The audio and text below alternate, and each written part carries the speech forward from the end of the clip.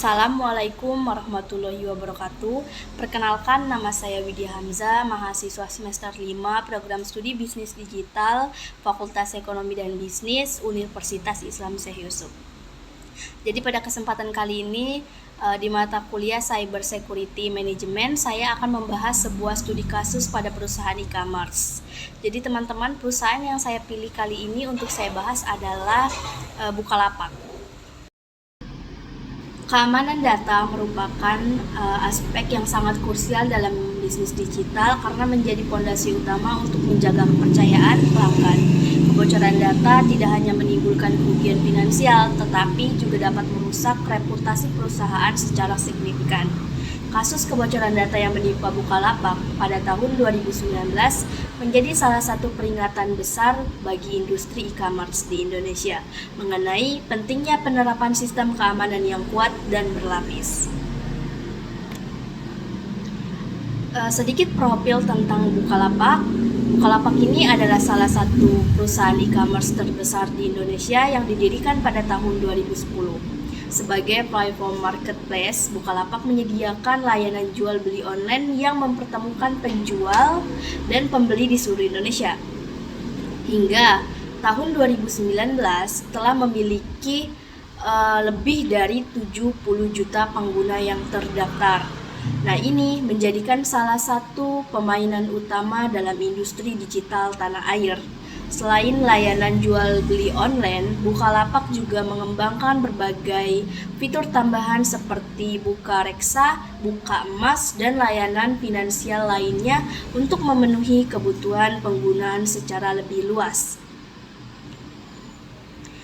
Untuk kronologis kasusnya sendiri, pada tahun 2019, sebuah forum di dark web ramai memperbincangkan penawaran data menggunakan Bukalapak yang dijual oleh hacker. Data yang bocor dilaporkan mencapai 13 juta akun pengguna yang mencakup informasi berupa username, alamat email, serta password yang telah dihash menggunakan algoritma MD5. Algoritma ini tergolong lemah karena mudah dipecahkan, sehingga meningkatkan resiko penyalahgunaan data oleh pihak yang tidak bertanggung jawab. Penyalahgunaan data oleh pihak yang tidak bertanggung jawab ini merupakan fakta menjadikan kasus kebocoran data Bukalapak sebagai salah satu insiden terbesar di Indonesia pada saat itu. Apa penyebab utamanya? Kesalahan utama manajemen keamanannya. Yang pertama itu ada 1. Enskripsi lemah. Jadi password disimpan dengan algoritma MD5 yang mudah di-crack. Kedua itu kurangnya sistem keamanan. Tidak ada intrusion detection system atau IDS yang memadai. Yang ketiga, manajemen keamanan kurang proaktif. Penerapan patching dan update sistem yang terhambat. Yang keempat itu adalah pengelolaan akses yang lemah. Potensi akses database tidak dibatasi dengan baik. Dampak kebocoran data perusahaan e-commerce pada Bukalapak ini sendiri, yang pertama itu terhadap penggunaan. Resiko akun diretas, menerima spam, phishing, dan penipuan online. Terhadap perusahaan sendiri, hilangnya kepercayaan pelanggan, citra dan reputasi perusahaan menurun, dan tekanan publik dan media.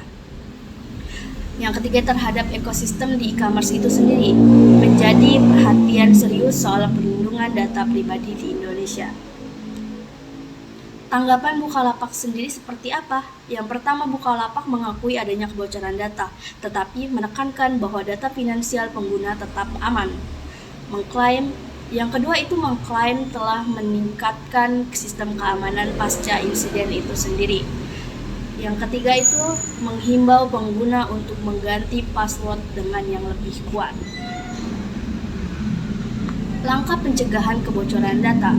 Yang pertama itu kita bisa menggunakan enskripsi modern. Yang kedua, penerapan multi-factor authentication atau MFI. Yang ketiga, pembatasan dan manajemen akses yang ketat. Yang keempat, monitoring dan sistem deteksi dini. Yang kelima, update dan pathing berkala. Yang keenam, edukasi keamanan untuk penggunaan dan karyawan. Yang ketujuh itu adalah backup dan enkripsi data cadangan.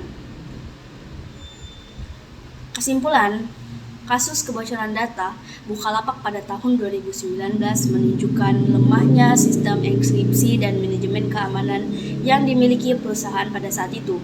Insiden ini berdampak besar pada kepercayaan pelanggan sekaligus menjadi pelajaran penting bagi seluruh pelaku e-commerce di Indonesia. Keamanan data harus dipegang sebagai investasi jangka panjang yang tidak hanya melindungi pengguna, tetapi juga menjaga keberlangsungan bisnis. Oleh karena itu, perusahaan digital perlu terus meningkatkan standar keamanan agar kasus serupa tidak terulang lagi di masa depan.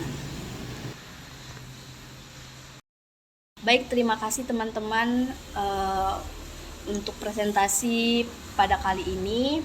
Mungkin hanya itu saja yang dapat saya sampaikan. Saya akhiri, wabillahi taufiq wal hidayah. Wassalamualaikum warahmatullahi wabarakatuh.